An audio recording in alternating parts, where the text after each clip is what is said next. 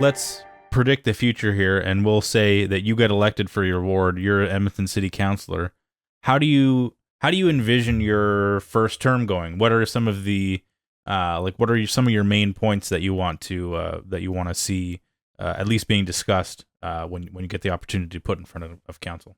Sure. So the first issue that's going to be on the next council's docket is the budget. We're going to have about 5 weeks or so from election time to budget. And I think 2 or 3 of those weeks are going to be spent training. So there's not going to be a lot of time to make any meaningful change. And that's why the outgoing council does the first year budget for the incoming council. It's a long-standing tradition. I don't have a problem with that practice. What I do have a problem with is that they're giving us a 6.8% tax increase next year. And the next council only has 5 weeks, really 2 weeks to kind of address it.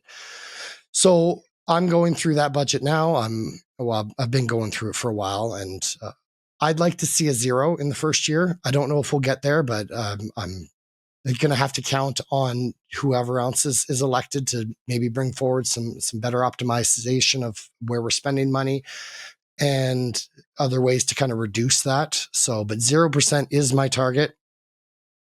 Whether or not we get there, I think is a different story, but that's in an ideal world, that's what I get. And then the next year after that is about setting the tone and setting up for the 4-year budget. And that one, I think that it's going to be interesting because it's the first one where we're doing zero-based budgeting, and we build it from the ground up of, okay, what's important? Yep, throw that in. So I'm hoping we get to see a line-by-line analysis of every budget of every department. That was actually one of the things I was at another event tonight, and that was one of the things that came up. And they said, well, I don't think a line-by-line budget is practical for council to look at. And I said, you know what? That's my problem, not yours. So if I'm asking for a line-by-line budget, you give it to me, you don't think it's going to work, let me fail.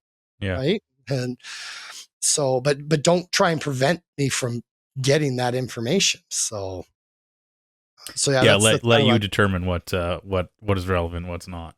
Yeah. And you know what? Maybe I'm wrong. Maybe I look at the line by line budget and I'm like, wow, there's so many things here, which is part of the problem, really.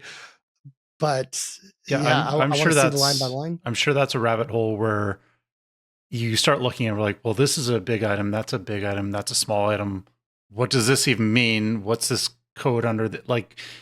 I feel like when there's so much happening, a lot can be, the accountability gets watered down when there's so many little things happening. It all adds up. So, and then how do you make a determination on like, well, okay, this is $20,000 spent on this. Well, it's only 20,000. It's not into the millions. So it's kind of like forgotten about, but you have 100 of these $20,000 spends, and that's going to have a larger impact. So at least asking for the information, asking for that clarity, asking for that transparency, that's a huge thing. And I don't think there's enough of that. So